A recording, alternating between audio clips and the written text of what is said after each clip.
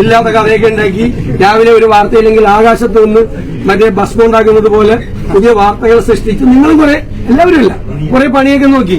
പക്ഷെ ഞങ്ങൾ പറഞ്ഞില്ലേ, ഞങ്ങളുടെ പൊളിറ്റിക്കൽ നറേറ്റീവ് എങ്ങനെ ജനങ്ങളിലേക്ക് എത്തിക്കാം എന്ന് UDF അറിയാം.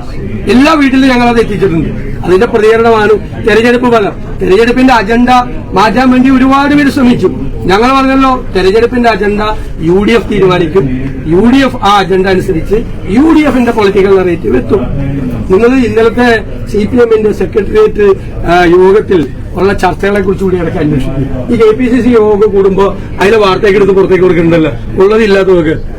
അതുപോലെ ഇന്നലെ സെക്രട്ടേറിയറ്റ് CPMന്റെ കൂടിയത് ഒന്ന് അന്വേഷിക്കും, എന്തൊക്കെയാ അവർ ചർച്ച ചെയ്തത്. തെരഞ്ഞെടുപ്പ് വിജയത്തിന്റെ ക്രെഡിറ്റിൽ രമേശ് ചെന്നിത്തലയ്ക്ക് ചെറിയ എന്തോ പരിഭവം ഉണ്ടെന്ന് തോന്നുന്നു.